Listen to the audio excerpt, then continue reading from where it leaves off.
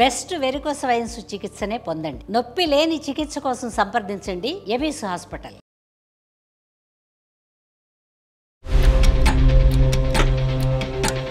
First night రోజు రాత్రి నేను ఆయనతో సరదాగా పేరు పెట్టి పిలిచాను మేడం. నన్ను పేరు పెట్టి నువ్వు పిలుస్తావా అని చెప్పి ఆయన కోపంతో బాటిల్ తో నా తల మీద పగల కొట్టాను. నాకు 6 కుట్లు పట్టాయి సార్ తలకి. అతను పెళ్లికి ముందే 3 సార్లు సూసైడ్ అటెంప్ట్ చేశారంట సార్. ఏ కారణము? అమ్మాయి కోసం అని చెప్పి లవ్ ఫెయిల్యూర్ అని అప్పుడు దాని కోసం చేసుకున్నారంట. తర్వాత 3 నెలలు ఇంట్లో ఉండకుండా బయటికి వెళ్ళిపోయారంట సార్. అప్పుడు కూడా అటెంప్ట్ చేశారంట.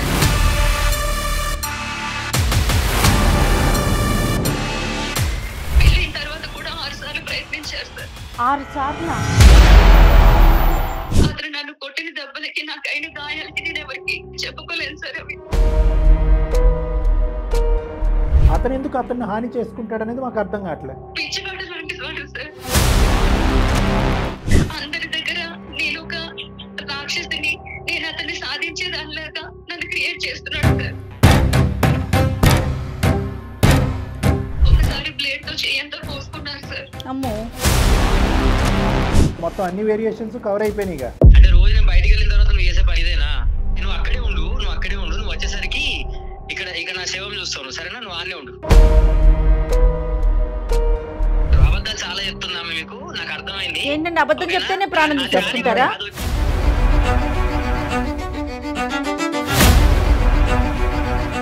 మీతో మాట్లాడి మిమ్మల్ని కౌన్సిలింగ్ వరకు తీసుకెళ్లి మ్యారేజ్ రెక్టిఫై చేయాలా? నాకేమైనా పిచ్చా? మీరు నా కౌన్సిలింగ్ చేయడం నాకు అర్థం కాదు. మీకు పిచ్చి లేదా? మీరు ఎట్లా ట్రీట్ చేస్తున్నాను? ఆయన్ని మీరు మార్చగలుగుతారా సార్? అమ్మ, ఇంతకు ముందు ఒక డాక్టర్ మార్చడానికి ట్రై చేసి తన్నులు తిన్నాడు.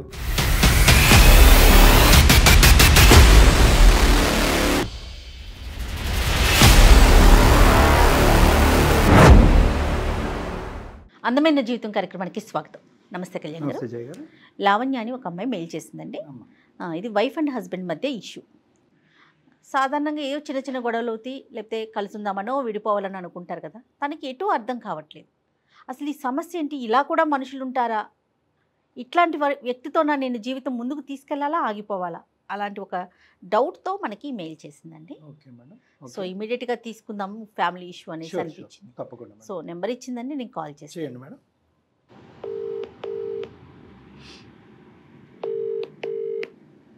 నమస్తే అండి, లావణ్య గారా మాట్లాడేది? ఎవరండి? నేను జయానండి, సుమన్ టీవీ అందమైన జీవితం ప్రోగ్రామ్ నుంచి కాల్ చేస్తున్నాను. మీరు మెయిల్ చేశారు కదండి లావణ్య గారు? ఓకే, నాతో పాటు డాక్టర్ కళ్యాణ్ చక్రవర్తి గారు కూడా ఉన్నారండి. ఒక్కసారి మీ సమస్య ఏంటో చెప్తారా? మీరు ఫ్రీ ఉన్నారా లావణ్య గారు? ఏదో కొంచెం కంగారు పడుతున్నట్లుగా అనిపిస్తా ఉంది. ఓకేనా? మీరు మాట్లాడగలుగుతారా ఇప్పుడు? ఫోను మాట్లాడతాను మేడం, పర్వాలేదు మేడం. రైట్. నమస్తే అమ్మ లావణ్య. నమస్తే సార్. చెప్పండి అమ్మా, ఏంటమ్మా సమస్య ఏంటి? భార్యాభర్తలదని మేడం చెప్పారు, కానీ ఎటువంటి సమస్య చెప్పండి. సార్ నా పేరు లావణ్య సార్. నాకు పెళ్ళయి 5 సంవత్సరాలు అవుతుంది మేడం. పాప సార్. పాప వయసు ఎంతమ్మా? 3.5 సంవత్సరాలు. నేను ఒక పూర్ ఫ్యామిలీ నుంచి వచ్చాను. నేను మా అమ్మగారు మాత్రమే మ్యామ్. నాన్నగారు చనిపోయారు. మీ వారు ఏం చేస్తారండి? ఆయన రియల్ ఎస్టేట్ చేస్తారండి. ఓకే, అంటే మీది arranged marriage? Arranged marriage madam. Right. So నాన్నగారు చనిపోయిన తర్వాత అమ్మ మీ పెళ్లి చేసిందమ్మా? అవును సార్. ఓకే. ఇతను రియల్ ఎస్టేట్ చేస్తూ ఉంటాడు? అదే సార్. నువ్వేమీ చెయ్యవు? నేనేమీ చేయను సార్. పెళ్లి కాకముందు నేను ట్యూషన్స్ అవి చెప్పుకునేదాన్ని సార్. పెళ్లి అయిన తర్వాత ఇంకేం లేదు సార్. మరి ఏంటమ్మా వింటుంటే అన్ని బానే అనిపిస్తుంది, ఏంటి సమస్య? అంతా బానే ఉంటుంది అని నేను పెళ్లి చేసుకున్నాను సార్. కానీ పెళ్ళైన తర్వాతే నాకు అసలు విషయం తెలిసింది సార్. ఏమైందమ్మా పెళ్ళైన తర్వాత? కొంచెం గట్టిగా మాట్లాడు తల్లి, ఏమైంది? ఫస్ట్ నైట్ రోజు నుంచి ఆయన గురించి నాకు అర్థమైంది సార్. ఏమైంది? ధైర్యం తెచ్చుకుని చెప్పు. ఫస్ట్ నైట్ రోజు రాత్రి నేను ఆయనతో సరదాగా ఆయన పేరు పెట్టి పిలిచాను మేడం. నన్ను పేరు పెట్టి నువ్వు పిలుస్తావా అని చెప్పి ఆయన కోపంతో బాటిల్ తో నా తల మీద పగల కొట్టారు మేడం. ఫస్ట్ నైట్ రోజే ఈ సీన్ అమ్మా, బాటిల్ తో? అవును సార్. కానీ అది నేను బయటికి చెప్పుకోలేకపోయాను సార్. సరదాగా మాట్లాడదామన్నా కూడా ఆయన సరదాగా మాట్లాడారు సార్. కోపం, యాంగర్ ఇష్యూస్. ఇంతకు ముందు పెళ్లికి ముందు కాల్లో మాట్లాడినప్పుడు ఆయన నేనేమైనా మాట్లాడినా కూడా నేను సీరియస్ గా తీసుకున్నా ఏమన్నా ఆయన చాలా కోపంగా నువ్వెందుకు అలా మాట్లాడుతున్నావు, నువ్వేంటి అని చెప్పి కోపడేవారు. అంటే ఆయన కొంచెం రిజర్వ్డ్ గా ఉంటారేమో, ఇతనితో ఇలాగే మాట్లాడలేమో అనుకుని నేను సరదాగా కాకుండా నార్మల్ గా మాట్లాడేదాన్ని సార్. అక్కడైతే ప్రాబ్లం సాల్వ్ అయిందా పోనీ అలా మాట్లాడితే? అప్పుడు బానే ఉంది సార్. సరే అనుకుని పెద్దవాళ్ళు కూడా పెళ్లి చేసేసారు, అంతా బానే ఉంది సార్. కానీ పెళ్ళైన తర్వాత నుంచి ఆయన పరిస్థితి ఏంటో నాకు అర్థమైంది సార్. సో నువ్వు జోక్ చేయటమే తప్పు అనమాట అక్కడ. ప్రతి చిన్న విషయానికి కూడా ఆయన నాతో కోపడ్డమే సార్. కాదమ్మా, పెద్దలు కుదిర్చిన వివాహమే అన్నారు కదా మీరు. అవును మేడం. మరి ఇట్లా అంటే ప్రతిదానికి కోపం తెచ్చుకోవటం, ఈ విషయాలు ఎప్పుడైనా మీరు అమ్మ వాళ్ళతో ఎప్పుడైనా డిస్కస్ చేశారా? అమ్మతో కానీ అటు మీ అత్తయ్య వాళ్ళతో అమ్మ కానీ? వాళ్ళకి చెప్తే అమ్మ అన్నారు, మన పరిస్థితి బాగాలేదు, తనంతటా అతను వచ్చి నిన్ను చేసుకుంటానని చెప్పాడు, నీకు ఇప్పటికే ఇన్ని సంబంధాలు వచ్చి వెళ్ళిపోయాయి, అప్పుడే అమ్మ నన్ను సర్దుకుపోమని చెప్పేవారు మేడం. నిజంగా అలా జరిగిందండి? బిఫోర్ దట్ అంటే పెళ్లికి ముందు మీకు అట్లా కొంచెం సంబంధాలు రాకపోవటం అట్లా ఏమైనా ఇబ్బంది పడ్డారా? సపోర్ట్ చేసే వాళ్ళంటూ ఎవరు లేరు మేడం, అమ్మ నేను మాత్రమే. ఫైనాన్షియల్గా అమ్మ ఏం చేసేవారమ్మా? అమ్మ చిన్న చిన్న పనులు చేస్తూ ఉండేవారు మేడం. నేనేమో కాలేజ్ టాపర్నే మేడం, ఇంటర్మీడియట్ లో. కానీ పరిస్థితి బాగుండక నేను ఇక చదువుకోలేక డిగ్రీ డిస్కంటిన్యూ చేస్తూ ట్యూషన్స్ చెప్పుకుంటూ ఉండేదాన్ని మేడం. అదేలే. అంటే ఇతనే చేసుకుంటానన్నాడా ఏంటి మిమ్మల్ని? చేసుకుంటానన్నారు మేడం. వాళ్ళ అమ్మగారు నాన్నగారు వచ్చి మనకి కట్నం ఇచ్చినా ఇవ్వకపోయినా పర్వాలేదు, మంచి అమ్మాయి అయితే చాలు అని చెప్పి వాళ్ళు పెళ్లి చేసుకున్నారు మేడం. సరదాగా మాట్లాడినా కోపం వస్తుంది, పేరు పెట్టి పిలిస్తే సరదాగా అది కూడా కోపం వస్తుంది. అసలు ఇంట్లో సరదా లేదు, సంతోషం లేదు, ఎలా మాట్లాడాలి అనేది మీరు ఆచితూచి మాట్లాడే పరిస్థితి. కానీ బాధ్యతలు తీసుకోవటం, ఇంటికి కావాల్సినటువంటి అవసరాలు, పాపకు కావాల్సినటువంటి అవసరాలు, మీకు కావాల్సిన అవసరాలు ఇలాంటివి ఉంటాయమ్మా? లేదు సార్. అంత రిజర్వ్డ్ సీరియస్గానే ఉంటుంది. అంతే సార్. అమ్మ మీ అత్తగారు ఏమంటారమ్మా? నన్నే సర్దుకుపోమన్నట్టు, నాదే తప్పన్నట్టే బయట అందరితో చెప్తూ ఉంటారు సార్. అతని కొడుకును మాత్రమే ఆమె సమర్థించుకుంటూ ఉంటారు. ఇరుగు పొరుగు వారిని అడిగిన దాన్ని బట్టి నాకు తెలిసిన విషయాలు ఏంటంటే, అతను పెళ్లికి ముందే 3 సార్లు సూసైడ్ అటెంప్ట్ చేశారంట సార్. అయ్యో, ఏ కారణము? అప్పుడు ఫస్ట్ సూసైడ్ అటెంప్ట్ ఏమో అమ్మాయి కోసం అని చెప్పి లవ్ ఫెయిల్యూర్ అని అప్పుడు దానికోసం చేసుకున్నారంట సార్. తర్వాత రెండవది కూడా వాళ్ళ ఫ్రెండ్స్ తో గొడవలు అయ్యి మధ్యలో అప్పుడు కూడా సూసైడ్ అటెంప్ట్ చేసుకున్నారంట సార్. మూడోది ఇంట్లో గొడవల కోసం అని చెప్పి ఆయన 3 నెలలు ఇంట్లో ఉండకుండా బయటికి వెళ్ళిపోయారంట సార్. అప్పుడు కూడా అటెంప్ట్ చేశారంట సార్. వాళ్ళ అమ్మ నాన్న అయితే చెప్పలేదు సార్. అంటే ఇరుగు పొరుగుకే 3 సూసైడ్ అటెంప్ట్లు తెలిసినాయి అంటే కనుక మనకు తెలియని సూసైడ్ అటెంప్ట్లు ఎన్ని ఉన్నాయో. తర్వాత మళ్ళీ పెళ్ళైన తర్వాత కూడా 6 సార్లు ప్రయత్నించారు సార్. 6 సార్లు? 5 సంవత్సరాలు మీ జీవితంలో, వివాహ జీవితంలో 6 సార్లు సూసైడ్ అటెంప్ట్ చేయటమా? అవును సార్. ఏంటమ్మా ఈ 6 సార్లు ఏంటి? ఇప్పుడు అతను కదా ప్రతిసారి నువ్వు తప్పుగా మాట్లాడేవని నిన్ను కొట్టడం తిట్టడం చేశాడు కదా, మళ్ళీ అతను హింసించుకోవటం ఏంటి? అతను నన్ను కొట్టిన దెబ్బలకి, నాకు అయిన గాయాలకి నేను ఎవరికి, అది నాకు మాత్రమే తెలుస్తాను, నేను ఎవరికి చెప్పుకోలేను సార్ అవి. అతను ఎందుకు అతన్ని హాని చేసుకుంటాడు అనేది మాకు అర్థం కావట్లే. అతను ఒక పిచ్చివాడు లాంటి వాడు సార్. అందరి దగ్గర నేను ఒక రాక్షసుని, నేను అతన్ని సాధించేదానిలాగా నన్ను క్రియేట్ చేస్తున్నాడు సార్. ఇంత ఘోరంగా నా భార్య ప్రవర్తించిందని చెప్పడానిక? అంతే సార్. ఎందుకు నిన్ను బ్యాడ్ చేస్తే అతనికి ఏం వస్తుందమ్మా? ఇంత ఆస్తుంది, ఇంత బాగుంది నీ జీవితం, అయినా ఎందుకు అతన్ని సాధిస్తున్నావు అని చెప్పి అందరి చేత నన్ను ఒక మాట అనిపించడానికి అని చెప్పి. ఈ అటెంప్ట్లు అన్నింటిలో కూడా ఆల్మోస్ట్ ఇక్కడ ఒక 6 అక్కడ ఒక 3 మనకు తెలిసి ఉండగా 9 లేదంటే 19 మనకు తెలీదు. ఇన్ని సందర్భాలు ఎలా బతికి బయటపడతాడమ్మా? అంటే అటెంప్ట్ చచ్చిపోయేంత వరకు తీసుకెళ్ళడా? అదే తెలుసుకుని మేము హాస్పిటల్ కూడా తీసుకెళ్లేవాళ్ళం సార్. సో ఏదన్నా కూడా పబ్లిక్ డెమాన్స్ట్రేషన్ అంతే, ఇదిగో నేను చచ్చిపోబోతున్నాను అనగానే మనం పరిగెట్టుకుని తీసుకెళ్ళి అతను కాపాడేస్తాం. కాబట్టి అటెంప్ట్ అయితే కనుక లెక్కలోకి వస్తుంది, కానీ చావు అయితే దగ్గర రాలే. ఒకసారి బ్లేడ్ తో చేయంతా కోసుకున్నాను సార్. అమ్మో, బ్లేడ్తో చేయి కోసుకున్నాడు. చేసుకున్నాను సార్. నేను చచ్చిపోతాను అని చెప్పి చెయ్యంతా కోసుకున్నాను సార్. ఇంకొకసారి బాటిల్ తీసి తన నెత్తి పగలు కొట్టుకున్నారు సార్. బాటిల్తో తన నెత్తి తన పగలు కొట్టుకున్నాడు. ఓకే. అడిగినందుకు నన్ను కూడా కొట్టారు సార్. నాకు 6 కుట్లు పట్టాయి సార్ తలకి. అదే నేను ఏంటంటే ఇంకా ఈ సూసైడ్ అటెంప్ట్లో ఇంకేమైనా కొత్త వేరియేషన్స్ చెప్తావా? మొత్తం అన్ని వేరియేషన్స్ కవర్ అయిపోయినాయిగా. కోసుకోవటం, బాటిల్తో తల కొట్టుకోవటం, పాయిజన్ కూడా తీసుకున్నారు సార్ ఒకసారి. పాయిజన్ అంటే అతను నిజంగా చనిపోవాలనేనా లేకపోతే మిమ్మల్ని ఏమైనా బెదిరించాలని అలా చేస్తున్నాడా? మమ్మల్ని బెదిరించి సాధించడానికి మేడం. అంటే నెగిటివ్ అట్మాస్ఫియర్ క్రియేట్ చేసి ఇక్కడ నేను విక్టిమ్, మా వైఫ్ ఇస్ ద కల్ప్రిట్ అని చెప్పి ఆవిడ్ని బ్యాడ్ చేయటం గురించి ఒకటి. ఓకే. ఆవిడ్ని బ్యాడ్ చేయటం ద్వారా నలుగురు నోట్లలో ఈ అమ్మాయి పేరు నాంతది కదా మేడం, అమ్మాయి ఇలాగంటే అతను మంచోడు అంట కదా అని చెప్పి ప్రాణం పోతుందిగా మరి. అంతవరకు తెచ్చుకోరు మేడం వీళ్ళు. ఏంటంటే క్రానిక్ సూసైడ్ అటెంప్ట్స్ అంటే మనం ఆత్మహత్య చేసుకునేటటువంటి వాళ్ళందరిని కూడా ఎవరైతే కనుక అటువంటి ప్రయత్నం చేశారో వాళ్ళందరూ కూడా నాటకీయంగా చేస్తారు, అటెన్షన్ డ్రా చేయడం గురించి చేస్తారు, నలుగురు కళ్ళల్లోకి కనిపించేటటువంటి విధంగా చేస్తారని చెప్పి అవమానకరంగా మాట్లాడే ఉద్దేశం మంది కాదమ్మా. ఆత్మహత్య ధోరణి కానీ ఆత్మహత్య చేసుకునేటటువంటి ప్రయత్నం కానీ రెండూ కూడా చట్టరీత్యా నేరము. తర్వాత ఏంటంటే ఒక విరుద్ధమైనటువంటి ప్రవర్తన, దాన్ని మనం ఎప్పుడు కూడా ఖండిస్తూ ఉంటాం. అలాంటి ఆలోచన శైలిలో ఉండేటటువంటి వాళ్ళు గురించి మనం కౌన్సిలింగ్ చేస్తూ వాళ్ళని బ్రతకాలనేటటువంటి ఆశ కోరిక ఉండేటటువంటి దారులు వాళ్ళకి విడమర్చి కౌన్సిలింగ్ చేస్తూ ఉంటాం. కానీ ఇక్కడ మీ హస్బెండ్ ఏంటంటే ఇతనిలో ప్రత్యేకం ఏంటంటే to create an atmosphere and pain. అంటే అతనికి నొప్పి కలిగించుకుంటూ అవతల వాళ్ళకి నొప్పి కలిగి చేసేటటువంటి ప్రయత్నం. అతని నొప్పి ఇందాక మేడం అన్నట్టుగా ఏంటంటే దానికి పరిధులు ఉంటాయి. ఆ నొప్పికి చావు వరకు వెళ్ళదు ఆ నొప్పి.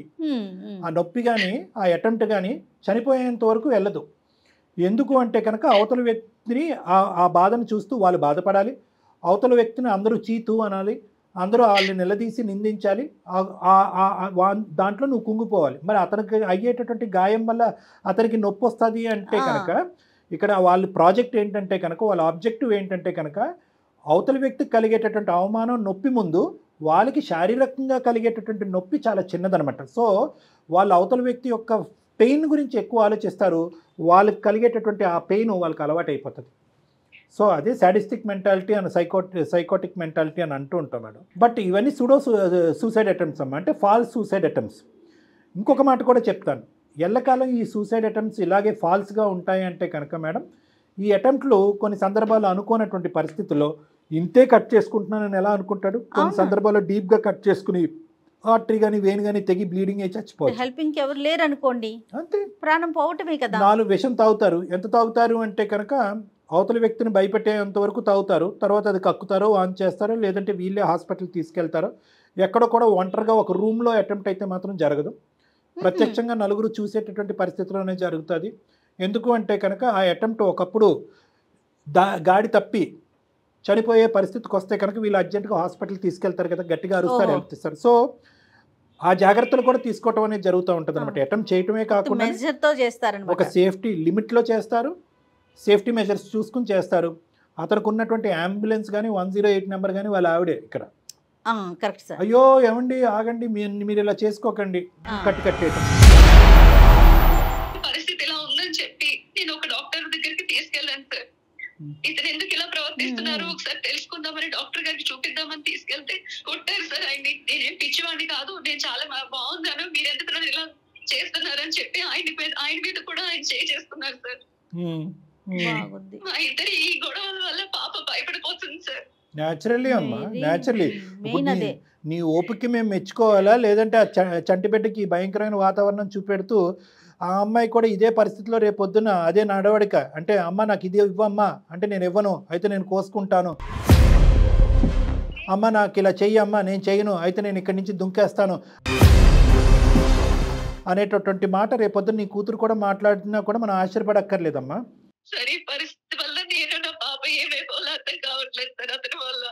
ఒకటికి 100 సార్లు అన్నం ఉడికిందో లేదో ఒక మెతుకు తింటే చాలు, ఈ వ్యక్తి మంచోడా శాడిస్టా అనేటటువంటిది మనకు అర్థం అవుతుంది. సైకోటిక్. నిజంగా అతన్ని చూసి మన సానుభూతి పడక్కర్లేదు, కానీ మిమ్మల్ని చూసి మనం బాధపడాలి. కానీ అతనికి అర్జెంటుగా ట్రీట్మెంట్ కావాలి. ట్రీట్మెంట్ దగ్గర తీసుకెళ్తే అతను మనుషులను కొడుతున్నాడు, డాక్టర్లను కొడుతున్నాడు. సో అటువంటి వ్యక్తికి ఏం చెయ్యాలి? ఒక 6వ తరగతో 5వ తరగతి పిల్లోడిని అడిగినా కూడా అదే చెప్తాడు. మనిషిని మార్చాలని మీరు ఎందుకు అనుకుంటున్నారు బయటకు వాకౌట్ ఇవ్వకుండా? ఇక్కడ కేవలం మీరు పక్కన ఉండటం వల్ల మీ ప్రాణాలకి హాని అనేటటువంటి అంశం ఒకటే కాకుండాని మిమ్మల్ని నియంత్రించాలనో మిమ్మల్ని కట్టుదిట్టం చేయాలనేటటువంటి ఉద్దేశంతో అతను చేసేటటువంటి ఒక పనికిరాని అటెంప్ట్ నిజమైనటువంటి అటెంప్ట్ అవుతే కనుక అతని ప్రాణాలు కూడా పోతాయి. డిసార్డర్ మేడం, సైకోపాథ్స్ అంటారు, ఇందులో అనుమానం లేదు. మనిషిని మాట్లాడక్కర్లేకుండా చూడక్కర్లేకుండా గుండెల మీద చేసుకుని డయాగ్నోసిస్ చెప్తాను, ఆ కెపాసిటీ నాకు ఉంది. కానీ నేను మిమ్మల్ని అడుగుతున్నానమ్మా, మీరు ఏం కోరుకుంటున్నారు? ఎందుకు మా వరకే ఎందుకు వచ్చారు? ఏం కావాలి మీకు? తండ్రి లేకుండా జీవితం ఎలా ఉంటుందో నాకు తెలుసు. అలాంటి జీవితం నా కూతురు సార్. అదా కాన్సెప్ట్. అయితే నేను చాలా చక్కగా చెప్తాను విను. అమ్మా, ఈరోజు మీ తండ్రి లేకపోవటం అనేది ఒక దురదృష్టకరమైనటువంటి పరిస్థితి. ఒక దేవుడిలాగా చూసేటటువంటి ఒక తండ్రి భగవంతుడు మీ దగ్గర నుంచి పట్టుకెళ్ళిపోవటం అనేటటువంటిది చాలా బాధాకరమైనటువంటి పరిస్థితి. మీ మధ్యరాత్రుల్లో మిమ్మల్ని నిద్ర లేపి అడిగినా కూడా మీ తండ్రి ఎలాంటి వాడు అంటే కనుక నువ్వు గొప్పగా వర్ణిస్తావు. మధ్యరాత్రుల్లో నీ కూతురుని లేపి మీ నాన్న ఎలాంటి వాడు అని నువ్వు అడుగు. ఆ తండ్రికి ఈ తండ్రికి పోల్చొద్దమ్మా. అర్థమైందా? ఆ తండ్రి నీకు లేకపోవటం అనేటటువంటిది నీ దురదృష్టం. ఈ తండ్రి ఈ అమ్మాయి నీ బిడ్డకి చూపెట్టకపోవటం అనేది రానున్న రోజుల్లో నువ్వు చేసుకోబోయే అదృష్టం. ఎందుకంటే పచ్చిగా నేనేం చెప్పను. ఆడపిల్లండి, నాలాంటి ఆడపిల్ల అంటే నీ జీవితానికి నీ బిడ్డ జీవితానికి ముడిపెట్టదు. కంపేర్ చేసుకోకండి. ఆ తండ్రి లేకపోవటం వేరో, ఈ తండ్రి ఉన్నా కూడా చాలా భయంకరమైన పరిస్థితులు ఉంటాయి మీకు రానున్న రోజుల్లో. ఊహించుకోనటువంటి పరిస్థితులు ఉంటాయి. మీరు మార్చగలుగుతారా సార్? అమ్మ, ఇంతకుముందు మీ ట్రీట్మెంట్ ద్వారా ఇంతకుముందు ఒక డాక్టర్ మార్చడానికి ట్రై చేసి తన్నులు తిన్నాడు. పేషెంట్ తనకు తానుగా నాకు ప్రాబ్లం ఉందని వస్తున్నాడా, లేదంటే బలవంతంగా ఎవరైనా తీసుకొస్తున్నారా? నెంబర్ 1. ఇక్కడ క్లియర్ కట్గా లావణ్య తీసుకొస్తే అతను వస్తాడు, లేదంటే అతను రాడు. అది కూడా కష్టమేనేమో. అది కూడా కష్టమేనేమో. Right sir. నెంబర్ 1. నెంబర్ 2 ఏంటంటే, నా ప్రవర్తన వల్ల నలుగురు ఇబ్బంది పడ్డారు, నా ప్రవర్తన నాకే సిగ్గుచేటుగా ఉంది, నేను మారాలి అనేటటువంటి దృక్పథంతో వచ్చేటటువంటిది 2. అది 3వ అంశం ఏంటంటే కనుక చాలా ఇంపార్టెంటు. ఆ ట్రీట్మెంట్కి ఎంత టైం పట్టినా, ఎంత సమయం వెచ్చించినా, మందులైనా కౌన్సిలింగ్ అయినా అన్ని ద్వారాలు తెరాలి. ఇటువంటి ప్రత్యేకమైనటువంటి క్రైటీరియాని అంగీకరించేటటువంటి వ్యక్తి వచ్చి నిలబడితేనే మార్పు. ఏదో తూతూ మంత్రంగా ఇప్పుడు లావణ్య ఖచ్చితంగా అంటది, ఏమండి నేను డాక్టర్ గారితోనే మాట్లాడాను, జయ మేడంతో మాట్లాడాను, అందమైన జీవితంలో ప్రోగ్రాంలో నేను ఒక ఈమెయిల్ పెట్టిన తర్వాత వాళ్ళు మిమ్మల్ని ఒక శాడిస్ట్ కింద సర్టిఫై చేసేసారు, కాబట్టి మీతో పాటు ఉంటే కనుక నా ప్రాణాలకి, నా బిడ్డ ప్రాణాలకి హాని ఉంది, కాబట్టి గుడ్ బై అని అంటే కనుక ఖచ్చితంగా ఈ వ్యక్తి కౌన్సిలింగ్కి వస్తాడు. ఓన్లీ కౌన్సిలింగ్ ఒకటే కాదమ్మా, ఇలాంటి వాళ్ళకి ట్రాన్స్ఫర్మేషన్ రీహాబిలిటేషన్ యూనిట్స్ అని ఉంటాయి, బిహేవియరల్ మాడిఫికేషన్ థెరపీస్ ఇస్తూ ఉంటారు. ఆ బిహేవియరల్ మాడిఫికేషన్ థెరపీ ఏంటంటే అందులో అతన్ని కూర్చోపెట్టి అవతల వ్యక్తికి ఇచ్చేటటువంటి బాధని, నొప్పిని అతనికి అర్థమయ్యేటటువంటి విధంగా ఎక్స్ప్లెయిన్ చేస్తారు. ఒరే బాబు కూర్చో, నువ్వు ఇలా చేసావు, దీనివల్ల ఇలా ఉంది అని రిపీటెడ్గా ఒక వాతావరణంలో కూర్చోపెట్టి ఎక్స్ప్లెయిన్ చేసేటటువంటి ప్రక్రియ. అది కూడా అతను వచ్చి మాట్లాడి అంగీకరిస్తే మేడం. ఇదమ్మా లావణ్య, విన్నావా మరి? 99% అతను మారిపోయాడు అని అనుకుందాం. కానీ ఆ 1%లో అతను ఏమన్నా చేసుకున్నా నువ్వు చిక్కుముడిలో పడతావమ్మా. ఎందుకంటే సమాజానికి అందరూ కూడా ఊరు వాడ అందరూ వచ్చి, ఏమండి అతను దేవుడండి, మంచోడండి, ఎప్పుడు బాధపడేవాడండి, పెళ్ళం బాధపడలేక ఎన్నో అటెంప్ట్లు చేసాడని చూడండి, మా కళ్ళెదురుకుంటానే ప్రాణాలు పోయింది, ఈ అబ్బాయి యొక్క సూసైడ్ని ప్రేరేపించిన వ్యక్తి లావణ్య అని అంటే నువ్వు కటకటాలను లెక్క పెట్టాలి. అది ఒక రిస్క్. ఏది 1% కూడా. రెండోది ఏంటంటే కనుక ఇంకొక సందర్భంలో ఈ అటెంప్ట్లు ఏమీ పనికి రావట్లేదు, నిన్నేదో చేయాలి అనే ఉద్దేశంతో ఏ బెల్ట్తోనో లేదంటే బాటిల్తోనో నిన్ను కొట్టి నిన్ను చంపేయచ్చు. సో 90 అంటే సైకాలజీలో నేను చెప్పేది ఏంటంటేనమ్మా, నువ్వు జయ మేడం గారికి చెప్పేది ఏంటంటే, nobody can give an 100% guarantee for a 100% transformation. మాట్లాడండి సార్. ఓకే, ఒకసారి కనెక్ట్ చేస్తారా ఆయనకి? మీ హస్బెండ్ పేరేంటమ్మా? నరేష్ మేడం. నరేష్. ఓకే, ఒక 2 నిమిషాలు నువ్వు మాట్లాడమ్మా, నువ్వు రిస్క్ ఎక్కువ తీసుకోవద్దు, కాసేపు మాట్లాడిన తర్వాత వెంటనే మేము ఉన్నామని చెప్పేసే. దయచేసి లైన్ లో వేచి ఉండండి. Person you are speaking with has put your call on hold. Hello, ఎక్కడున్నావు? నేను ఎంతసేపు అవుతుంది వెళ్ళి? నువ్వు ఎన్నిసార్లు కాల్ చేయాలి నీకు? బిజీ వస్తుంది ఎందుకు? నాకు అర్థం కాని విషయం. బిజీ వస్తుంది, ఎవరితో మాట్లాడుతున్నావు? లేదండి, నేను మళ్ళీ బిజీ వస్తుంది, నేను 2 సార్లు చేశాను. నువ్వు ఎక్కడ? నువ్వు ఫస్ట్ నేను నా ఫ్రెండ్ ఎవరికి చెప్పాలి? నాకు ఫోన్ చేసావా నువ్వు? ఆ ఫ్రెండ్ ఇంటి దగ్గరే ఉన్నానండి. అక్కడే. ఫ్రెండ్ ఎక్కడ? ఫ్రెండ్ ఇల్లు ఎక్కడ? ఫ్రెండ్ ఇల్లు ఎక్కడ చెప్పు ఫస్ట్. నువ్వు నాకు తెలియని ఫ్రెండ్స్ ఎవరున్నారు నీకు? అది కాదండి, మీరు ఎలా నాతో కాదు. ఫస్ట్ ఆఫ్ ఆల్ నువ్వు నాకు చెప్పినావా? అంటే రోజు నేను బయటికి వెళ్ళిన తర్వాత నువ్వు చేసే పని ఇదేనా? ఎక్కడ నువ్వు లొకేషన్ పంపు నాకు ఫస్ట్. అది కాదండి, మీరు ఇంత కోపంగా మాట్లాడుతున్నారు, ఇదే నాకు మీతో వస్తున్న ఇబ్బంది. కోపంగా మాట్లాడడం ఏంటి? నువ్వు అక్కడే ఉండు. నువ్వు వచ్చేసరికి ఇక్కడ నా శవం చూస్తావు, సరేనా? నువ్వు ఆనే ఉండు. అది నువ్వు ఆనే ఉండు, ఎట్లాగో పోయినావు కదా చెప్పకుండా, నువ్వు ఆనే ఉండు. మీరు ఎలా చేస్తున్నారండి? నేను అందమైన జీవితానికి నేను వెళ్ళానండి, నాకు చెప్పుకుంటున్నారండి నా బాధ. మీరు అసలు ఎవరు ఫ్రెండ్ అన్నావు? ఇప్పుడే ఫ్రెండ్ అన్నావు, మళ్ళీ చెప్పుకుంటున్నా అంటున్నావు. ఎవరికి చెప్పుకుంటున్నావు? నరేష్ గారు నమస్తే అండి. నా పేరు డాక్టర్ కళ్యాణ్ చక్రవర్తి, అందమైన జీవితం నుంచి. నేను జయ గారు ఉన్నారు. అంటే మీ మిస్సెస్ మాకు ఒక ఈమెయిల్ పంపించడం వల్ల మీరు డాక్టర్ అని చెప్పేసి అని అంటున్నారు కదా, మరి ఈ అబద్ధాలు ఆడటం ఎందుకు? ఫస్ట్ ఆఫ్ ఆల్ నా ఫ్యామిలీ విషయం గురించి మీరు ఎందుకు మాట్లాడాలి? ఇక్కడ ప్రాణాలు అనేటటువంటి అంశం వల్ల మేము ఇన్వాల్వ్ అయ్యాం, రిస్క్ అనేది ఉంది కాబట్టి మేము ఇన్వాల్వ్ అయ్యాం. ఇక్కడ మీరు ఒక ఫ్యామిలీ విషయం గురించి మీరు మాట్లాడేటప్పుడు మీరు ఫస్ట్ నన్ను కన్సల్ట్ అవ్వాలి కదా. అదే ఇప్పుడు కన్సల్ట్ అవుతున్నాం కదా నరేష్ గారు. ఒక్క నిమిషం ఆగండి. మీరు కొద్దిగా ఓర్పు తెచ్చుకోండి, ఒక 2 నిమిషాలు వినండి. మీతో మాట్లాడి మిమ్మల్ని కౌన్సిలింగ్ వరకు తీసుకెళ్లి మ్యారేజ్ని రెక్టిఫై చేయాలా? లేదు, ఆ విధంగా మీరు వినండి నరేష్ గారు. ఇక్కడ మ్యాటర్ ఏంటి? కౌన్సిలింగ్ ఇవ్వడం ఏంటి? నాకు కౌన్సిలింగ్ ఇవ్వడానికి మీకెవరు? కాదు, నేనెవరు అనేది కాదండి. ఇప్పుడు ఆ అమ్మాయి పెళ్లి కాపాడాలి అనేటటువంటి ఉద్దేశంతో మా దగ్గరకు వచ్చింది కాబట్టి కౌన్సిలింగ్ ఇవ్వడానికి, మీకనేది కాదు, ఇద్దరికీ కూడా కౌన్సిలింగ్ ఇవ్వడానికి ఏమైనా అవకాశం ఉందా అనే ఉద్దేశంతో మీకు కాంటాక్ట్ చేయడం జరిగింది. ఒకప్పుడు కౌన్సిలింగ్ కాదు అని అనుకుంటే కనుక మీ యొక్క ప్రయత్నాలు, ఆవిడ చెప్పేటటువంటి మాటల్లో, మీ మాటల్లో నిజం ఉండేటట్టయితే కనుక దానికి తగు చర్యలు తీసుకునేటటువంటి వ్యవస్థలు వేరే ఉన్నాయండి. దానికి డాక్టర్లు అక్కర్లేదు. ఎక్కడికి వెళ్ళావు, ఎందుకు వెళ్ళావు, లొకేషన్ పెట్టు, నేను అక్కడికి వచ్చి నా ప్రాణాలు తీసుకుంటాను, లేదంటే నీ ప్రాణాలు తీస్తాను అనేటటువంటి మీ భాషా వాక్చాతుర్యం ఏదుందో దాన్ని బట్టి ఆ అమ్మాయి ఇప్పటి వరకు మా వరకు తీసుకొచ్చినటువంటి అంశాలు నిజమని మేము అనుకోవాలి. అందుగురించే మేము ఏమంటున్నాం అంటే అందుగురించే కదండి, అందుగురించే ఒక్క నిమిషం వినండి నరేష్ గారు. అందుగురించే నేను మీకు మర్యాద ఇచ్చి మాట్లాడుతున్నాను. మీరు కూడా ఒక 2 నిమిషాలు ఓపిక్గా మేము చెప్పేది వినండి. మీరు ఎందుకు ఇలా ప్రవర్తిస్తున్నారో, ఆ అమ్మాయి XYZ పరిస్థితుల్లో మీరు ప్రవర్తిస్తున్నారు అని అంటుంది.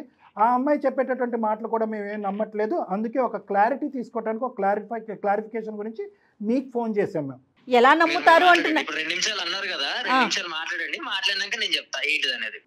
మేము మాట్లాడటంటే ఆవిడ 2 అంశాలు చెప్పిందండి. కట్టే కొట్టే తెచ్చే, చాలా సింపుల్. మా ఆయన ఎదుర్కొంటా నవ్వలేము, మాకు కావాల్సినటువంటి విధంగా అసలే ఉండలేము, ఇంట్లో ఒక మాట ఉండదు, ఒక మంచి ఉండదు. పెళ్ళైనటువంటి మొదటి రాత్రే బాటిల్ తీసి నన్ను ఎత్తి పగలగొట్టాడు. ఆ తర్వాత కాస్త పార్ట్ 2 ఆఫ్ ద సినిమా మొదలైంది.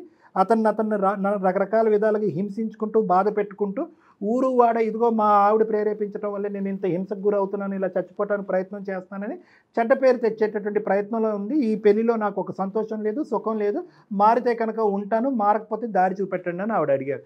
ఇదంతా కాదు, ఫస్ట్ మీరు ఇందాక నేను మాట్లాడుతున్నప్పుడు విన్నా, నేను కౌన్సిలింగ్ ఇవ్వాలి అంటున్నారు. మీరెవరు నాకు కౌన్సిలింగ్ ఇవ్వడానికి? ఫస్ట్ ఆఫ్ ఆల్ ఇదంతా కాదులే కానీ, ఆమె పక్కనే ఉన్నదా? ఆ పక్కన ఉంటే ఆమె చెప్పేసేయండి.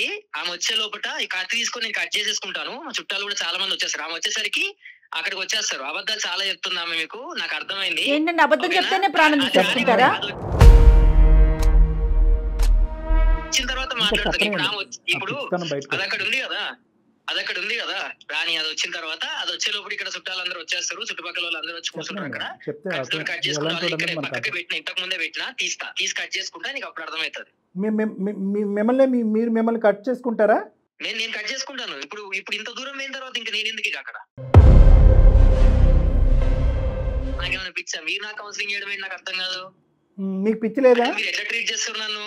కాదు, అసలు మీకు ఏ ప్రాబ్లం లేదా? నాకేం ప్రాబ్లం ఉంది అసలు? నాకు అర్థం కాదు. ఫస్ట్ ఆఫ్ ఆల్ అసలు ప్రాబ్లం ఏంటి? అంతా కాదులే కానీ పని చేస్తా. ఇంతకుముందు చెప్పినా కదా, మీరు ఇట్లనే మాట్లాడుతూ ఉండదు, కాల్ కట్ అవుతుంది మధ్యలో. నా ఫోన్ కూడా వాళ్ళ కొడతా నేను. మీకు ఆయన ఇన్ఫర్మేషన్ ఉండదు, ఆమె ఆనే ఉండవనిది. ఆమె వచ్చేసరికి చుట్టుపక్కల వాళ్ళు అందరూ వస్తారు, మీకు అప్పుడు అర్థమవుతుంది. 5 నిమిషాలలో మీకు రాకపోతే నేను చచ్చిపోతా. వచ్చిన తర్వాత కూర్చొని ఏడ్చుకోమని చెప్పండి. కాదు, 5 నిమిషాలు ఏంటండి, 10 నిమిషాలు కూడా ఎవరా? ఆవిడ ఎక్కడుందో తెలియకుండా ఆవిడ రాకముందే మీరు అనవసరం. హలో ఏంటి కళ్యాణ్ గారు, ఏంటి ఇంత విచిత్రంగా ఉన్నాడేంటి ఇతను? ఆయన మాటలు చూస్తున్నారు కదా, ఇలాగే ఉంటుంది సార్. అమ్మ ఇలాగే ఉంటుంది అన్నది, ఇలాగే ఉంటుంది అన్నది నువ్వు మాకు కళ్ళకు కట్టినట్టు చెప్పావు. పరిస్థితులు ఎలా ఉండబోతున్నాయి అనేటటువంటిది మేము కూడా వివరించాము. అయినా కానీ అతనితో మాట్లాడి సోకాల్డ్ కౌన్సిలింగ్ చేసి ఆ వ్యక్తిని దేవుడి కింద మార్చేయండి అని అన్నావు. అవ్వదు అని నేను అప్పుడే చెప్పాను. కానీ ఒకసారి ట్రై చేయండి అని అన్నావు. అయితే కౌన్సిలింగ్ అనేటటువంటిది ఎవరికన్నా ఇవ్వాలి అంటే కనుక ఫస్ట్ నీకు ఇవ్వాలి.